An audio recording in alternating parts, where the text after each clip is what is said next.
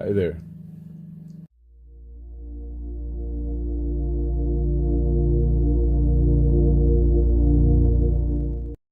Just in case Alex is watching this is day 3 with no wake and bake. But I also went all day and night last night, even after the premiere. All night, even went to sleep. No MJ. I don't know how I feel about that right now, but this is day 3, and I don't plan on doing 420 today. We'll see.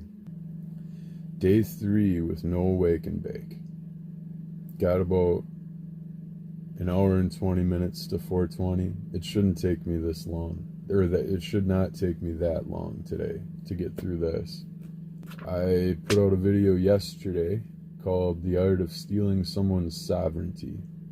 I wrote some more, so I think I'm going to continue this as kind of an ongoing overarching theme with individual daily excerpts, possibly. This will be part 3, technically, in that series, titled The Path to Spiritual Awakening and Enlightenment. For most, the path begins with the understanding of narcissism. It is the realization that people are playing a dark game behind the scenes, and some of it is unconscious. It is the internal inflection in which we query, am I doing it too? What makes people do this? It is through understanding the behavior that we see that it is a defense mechanism used to gain control under false pretenses. Seeing this deceptive game for the first time is akin to a river fish finding the lake. The world is much bigger than it seems. We realize that it is the internal conflict that is driving our behaviors, and by hiding the conflict, are perpetuating them. It is through acknowledging that we're all a little fucked, that we take so much and give so little. And why? Concepts like fear, manipulation, lack, and scarcity begin to take on new meaning. We see that with narcissism, fears are played on, manipulated, in order to gain control over your energy, because the world perceives there to be a scarcity.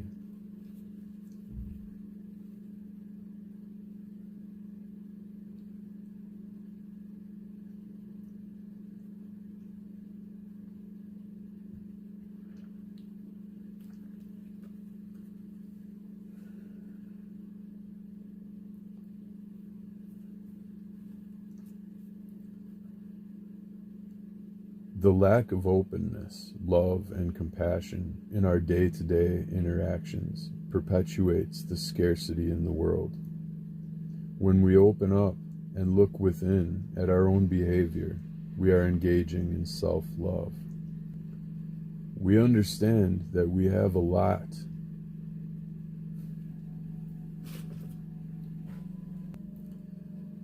We understand that we have love within us.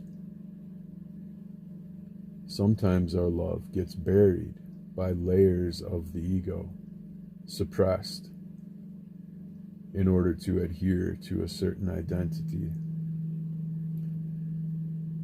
The belief that this identity is necessary is rooted in the fear of lack and trust. Fear that if you use all of your energy up, that you won't get any more, because you don't trust that someone will replenish you. Why don't we trust each other? This leads back to the ego, a vestige of our forgetting upon entering this world. The ego perpetuates the illusion of separation consciousness within us. Through this separation, we perceive the world to be in competition with our desires and intentions. Sometimes we may even perceive attacks to our egos.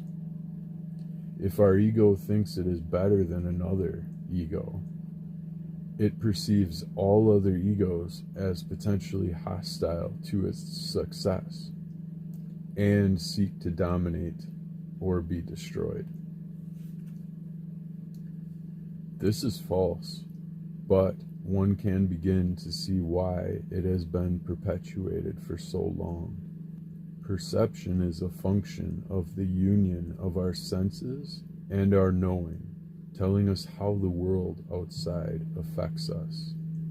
When our knowing has been compromised by an outside ego, it forces ours into a survival mode and the conservation and preservation of energy, only giving it out if you must, and always looking for a return on investment.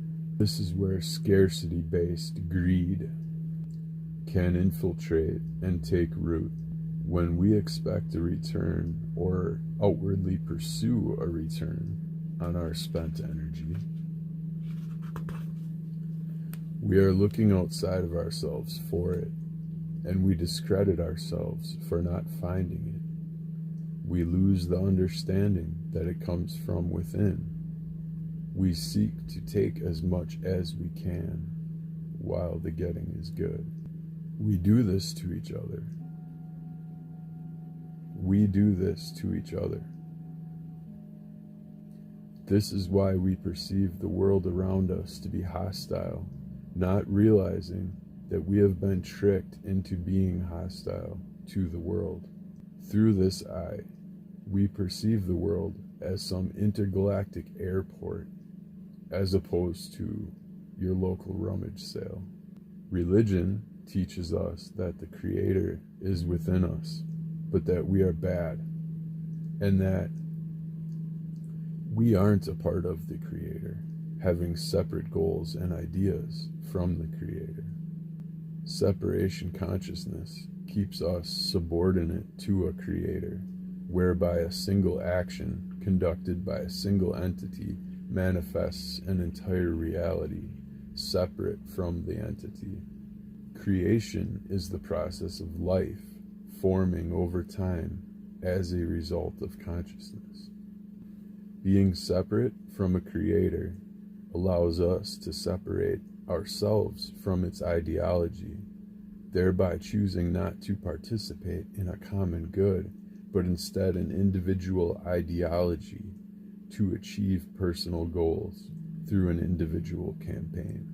This keeps our ideals just separate enough from each other to individuate our good actions and unify our tendency for bad. We are all sinners. We are not worthy. These are things we say. We unify our wrongdoing as acknowledging we all do it. But in return, we say some of us are good. Identifying with bad people can cause you to do bad things and or contribute to the ideals of the tribe, disregarding at times the individual sense of right and wrong. Separation consciousness is an assault on an individual's divine sovereignty. If we don't hold our own sovereignty sacred and uphold it, we discount the sovereignty of others.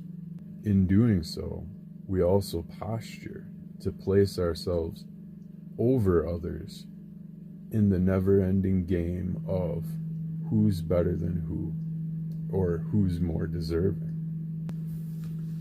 This puts us in a place of judging, which is a low vibrating consciousness. Now we are judging each other on how much sin that we can see is evidently still gripping someone's life, or how much they haven't managed to or cared to hide from their lives. How much are we helping our sin versus how much are we hiding it? We are taught through this ideology We are to be embarrassed for our sins, and the inability to hide any evidence of it is a fault in character. The real fault of character here is pretending not to have the thing that you believe everyone has for fear of ostracization. Pretending to not have the sin is narcissism. An illusion of good is a lie and a hiding of evil. The boost of confidence and energy gained from a successful front is half-lived and actually deleterious to higher vibrations. This causes kamikaze criticization of self due to the knowledge that it is. Others could see beyond your subterfuge. That the reality, let me start that over. The boost of confidence and energy gained from a successful front is half-lived and actually deleterious to higher vibrations. This causes kamikaze criticism of self due to the knowledge that if others could see beyond your subterfuge, that they really wouldn't think highly of you, and therefore making you feel like a bad person. So you desperately cling to your subterfuge and attempt to extract everything possible while the getting is good, to feel better about it.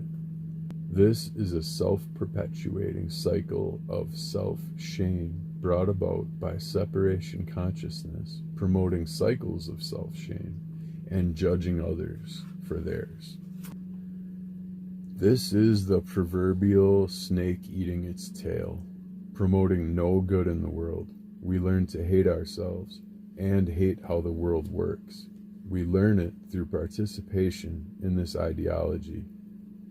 Individuation is the process of separating oneself from this unified ideology, and by examining with love and compassion the aspects that make up yourself. Forgiving yourself releases your focus from the sins of the past to the good of the now.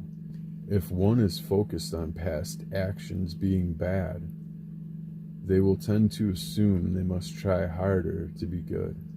By not releasing it, they are bringing past evil into the now and assuming it will repeat, unless they intervene, or not even intervene, just hide it better this time. By submitting our behaviors to the scrutiny of this construct of sin, we are dissolving any temporary sovereignty we may have artificially achieved through concealment. When we are in our sovereignty, we are making decisions based upon our knowing and discernment, and not by the discernment of others. By placing ourselves back in this power, we no longer desire to take it from someone else, which allows us to do good through our actions by promoting others' sovereignty and not seeking to destroy it through narcissism or other means.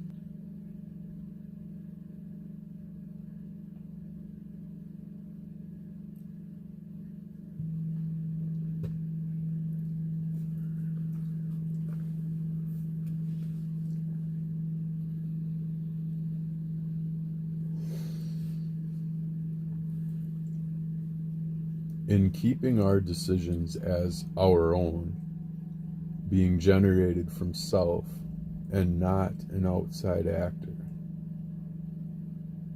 we are promoting our sovereignty by not doing so. Well, I'm just going to start that whole thing over.